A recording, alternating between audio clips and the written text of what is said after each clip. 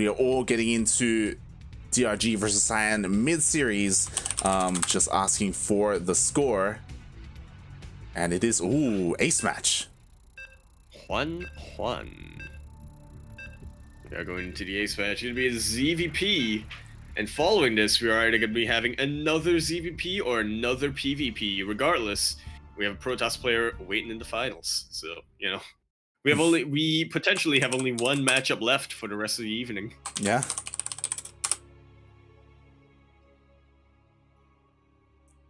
I'm just going to quickly try and set up casting tool. This is, yeah, it's a race against time there. Race against Jim, if you The will. only person who's been, the only person who's been able to win that is Jim. SD has come before time. Alrighty then, we are now on to Ice and Chrome. LE. LE, of course, standing for lighter engine. Lighter engine. That can mean a good number of things, you know. Is it an engine for your lighter? Is it the name of an engine called lighter? Is it just an engine that weighs less? I don't know. Figure that one out on your own time. In the bottom left-hand corner map, starting all the way in the bottom left-hand corner map, we have the yellow Zerg player. Coming down all the way from the land of Korea. He is known to bless those reigns down in Africa TV.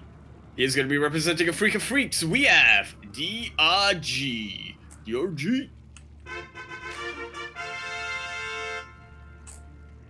And spawning in the top right-hand corner of Ice and Chrome LE, we have the... So I say Chinese? Yeah. Chinese Protoss player representing Brave Star Gaming BSG. It is Cyan.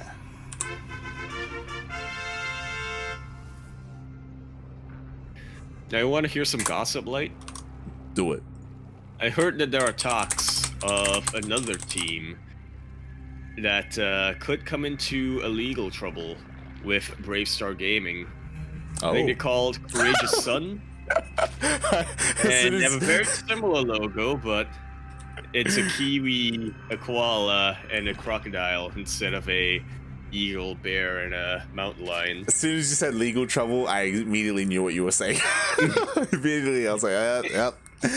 For those wondering, everyone, I wish Yakuzaku a happy birthday. It was his birthday last week. Couple of days ago, and he did a personal stream where he made his own rendition of some images, one of them being this BSG logo. Yeah, BSG. Oh god, it was beautiful. It was great. It was amazing. You can check out the full VOD over at twitch.tv/Yakuzaku1. Throw me a follow while you're at it. Yeah, we're most likely going to make a duct tape out of it. Yeah.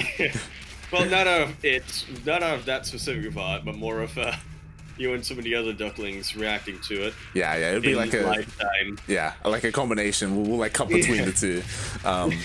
Yeah, it's gonna be great. Shoes is all I'm gonna say. Oh god, it was a wild night. There was alcohol involved. There was Yaku involved, and that's always a great combination. But yeah, speaking a little bit about this game, again, pretty surprising. We're tied up 1-1, and it was the previous game, which I believe Cyan took, and they played on Golden Wall. Jesus, I wonder what happened in that game. Right? I have to imagine Stargate, right? Considering what patch we're on.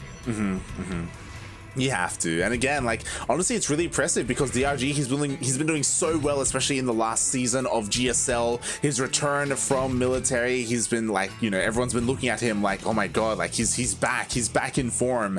But already losing a game to Cyan, like, that's really impressive, to be honest, for Cyan.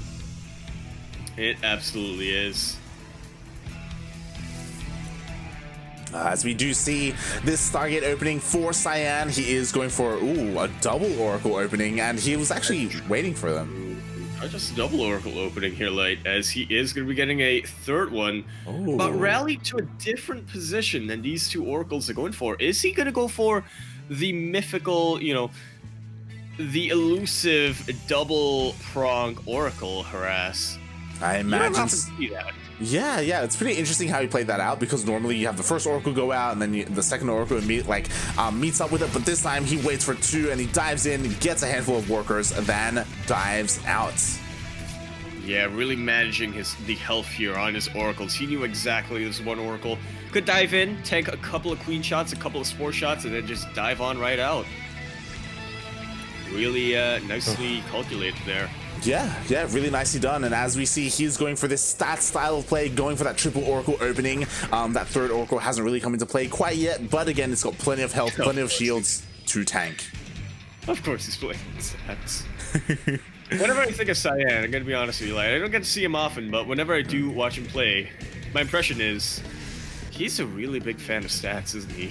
He's, you know what, he really wants to get in on that shield. He wants in.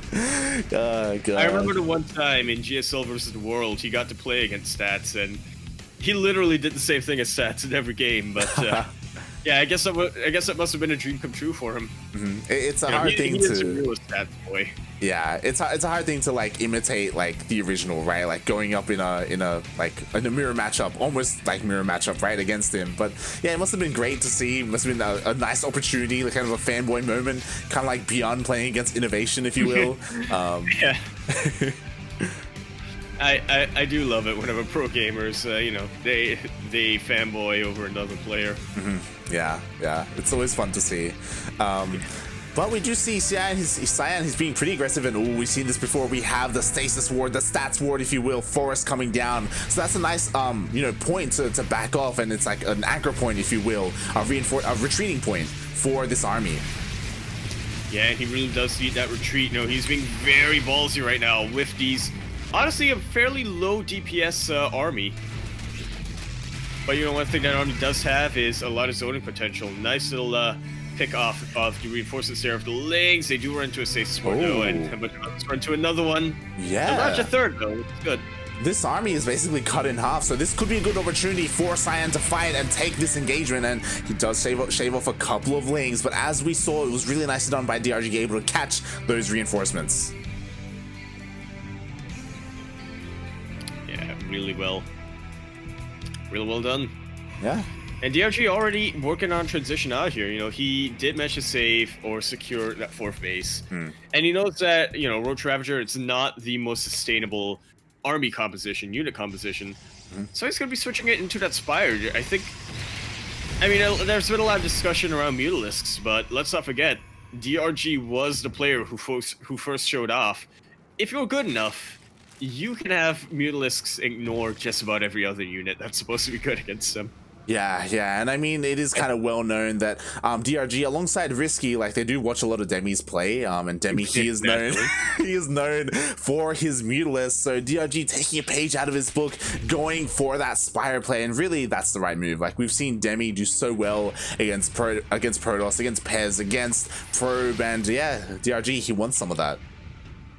Exactly, he wants in on this club before it probably gets nerfed. He probably will get nerfed, to be honest, but ooh, nice force fields. It might not, but it probably will. Yeah, really good force fields there, and you know, Cyan rather is working on getting these what are they called, disruptors out, which is absolutely what you want in Roach Ravager Ling.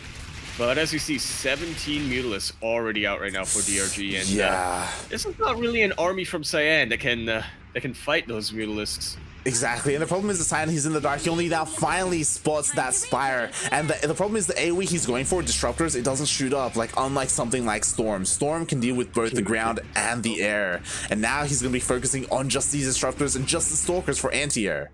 Yeah, I mean, forget about the AoE. It's only Stalkers right now for the anti-air. Yeah. I mean, he's got a lot of sentries, which, as we all know, that is the anti-air unit for Protoss. But yeah, it's not quite good enough against this amount of army. Yeah, it's just like a spore, but on the ground, on mobile. And here we go. The Lings are surrounding everything on the ground. The Mutalisks are getting on top of all the sentries. All the sentries that get focused down. Of course, they are the most important unit to focus down. And now it's just Stalkers. Yeah, and I mean, the Stalkers, they can do a lot against this amount of Mutalisks, but these Zerglings, they just synergize so well in this situation for the Zerg army. And they're just mowing through the Stalkers. Yeah. Again, the answer is just not there for the Mutalisks. They reign supreme, not just in the sky, in the ground as well. And GG gets called.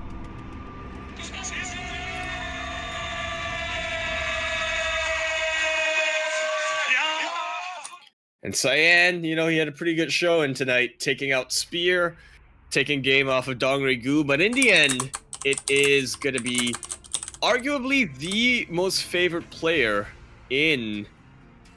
on this bracket, making it to the semifinals to face a Zaun in another ZvP. Yeah, and I mean, honestly, I'm a little bit concerned because DRG, like, he is kind of the favorite player, but I would rate Zaun a little bit higher than Cyan's, and if Cyan was able to take a game, then maybe, like, Zaun has a chance here. Regardless, this is going to be a sick best of 5.